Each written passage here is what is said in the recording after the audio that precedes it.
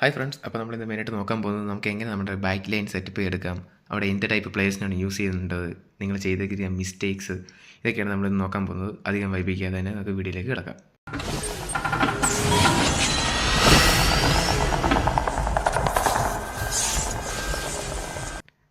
അപ്പോൾ നമുക്ക് മെയിനായിട്ട് നോക്കുകയാണെങ്കിൽ ഗോൾ കീപ്പറിൽ നിന്ന് തുടങ്ങാം. നിങ്ങളെപ്പോഴും ഒരു ക്വിക്ക് കൗണ്ടറാണ് കളിക്കുന്നതെങ്കിൽ നിങ്ങൾ മെയിനായിട്ട് ശ്രദ്ധിക്കേണ്ടത് നിങ്ങളെപ്പോഴും ഒരു അറ്റാക്കിംഗ് ഗോൾ കീപ്പറിനെ പ്രിഫർ ചെയ്യുക എന്നുള്ളതാണ്. ഇപ്പോൾ ഞാനിവിടെ യൂസ് ചെയ്യുന്നത് ഡേവിഡ് ഡെഹയുടെ ഈ ഒരു പ്ലെയർ ഓഫ് ദി വീക്ക് കാർഡാണ്.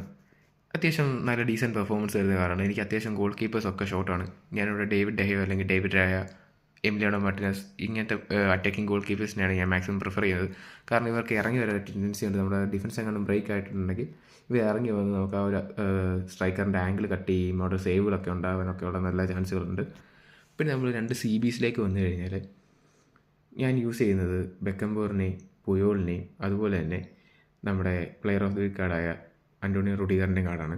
പിന്നെ നിങ്ങൾ ശ്രദ്ധിക്കുക, ഒരു ബിൽഡപ്പ് CBനെയും അതുപോലെ തന്നെ ഒരു ഡിസ്ട്രോയർ CBനെയും വേണം നിങ്ങൾ ബാക്ക് ലൈനിൽ കളിപ്പിക്കാൻ. ഒരിക്കലും രണ്ട് ഡിസ്ട്രോയറിനെയോ രണ്ട് ബിൽഡപ്പിനെയോ നിങ്ങൾ കളിപ്പിക്കാൻ പാടില്ല.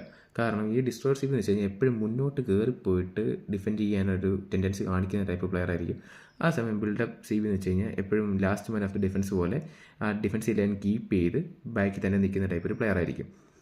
ഇനി നമ്മൾ നേരെ ഫുൾ ബാക്സിലേക്ക് വന്നു കഴിഞ്ഞാൽ ഒരു അറ്റാക്കിംഗ് ഫുൾ ബാക്കിനെയും അതുപോലെ തന്നെ ഒരു ഡിഫൻസീവ് ഫുൾ ബാക്കിനെയും നിങ്ങൾ ഇടാൻ ശ്രമിക്കുക. നിങ്ങൾക്ക് നോക്കി കഴിഞ്ഞാൽ അറിയാം, ഞാൻ ഡിഫൻസീവ് ഫുൾ ബാക്കായിട്ട് കോസ്റ്റർ ക്യൂട്ടനെയാണ് ഇവിടെ പ്ലേസ് ചെയ്തിരിക്കുന്നത്.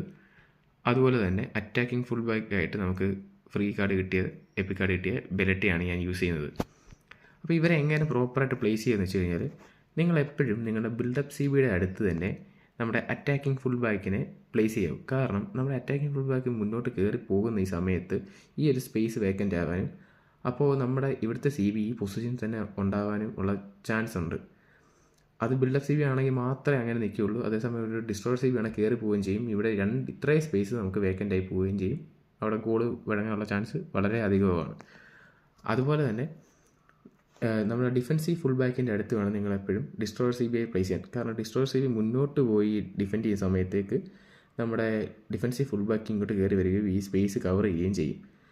പിന്നെ മെയിനായിട്ട് ചെയ്യേണ്ട ഒരു കാര്യം എന്ന് വെച്ചാൽ നിങ്ങൾ എപ്പോഴും ഓഫ് സൈഡ് ട്രാപ്പ് ഓഫ് ചെയ്തിടുക എന്നുള്ള സംഭവമാണ്.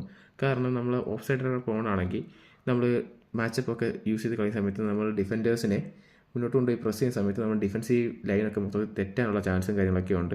പിന്നെ പ്ലേയേഴ്സ് എപ്പോഴും ലൈൻ പിടിച്ചിരിക്കുന്നതുകൊണ്ട് തന്നെ നമ്മൾ ഉദ്ദേശിക്കുന്ന സമയത്ത് നമ്മൾ ഡിഫൻഡേഴ്സ് നമ്മൾ വേണ്ട പൊസിഷനിലേക്ക് വരണമെന്നില്ല.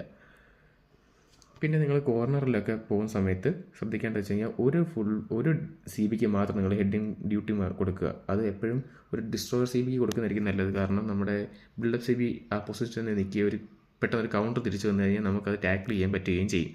അപ്പോൾ നിങ്ങൾ ഇത്തരം കാര്യങ്ങളൊക്കെ ഒന്ന് യൂസ് ചെയ്ത് കഴിഞ്ഞാൽ അത്യാവശ്യം നിങ്ങളുടെ ഡിഫൻസ് സ്ട്രോങ് ആവാനും നിങ്ങളുടെ ഗെയിം പ്ലേ ഇച്ചിരി ഇമ്പ്രൂവ് ആവാനും ഒക്കെ ഉള്ള നല്ല സാധ്യതകളുണ്ട്. ഇതുപോലെ തന്നെ നമ്മുടെ മിഡിൻ്റെയും അതുപോലെ തന്നെ ഫോർവേഡിൻ്റെയും വീഡിയോയും കാര്യങ്ങളൊക്കെ ചെയ്യുന്നുണ്ട്. അധികം വൈകാതെ തന്നെ നമ്മുടെ ചാനലിൽ വരും. അപ്പോൾ വീഡിയോ കണ്ട എല്ലാവർക്കും നന്ദി. Do like, share and subscribe. അടുത്ത വീഡിയോയിൽ കാണുന്നതുവരെ ഗുഡ് ബൈ.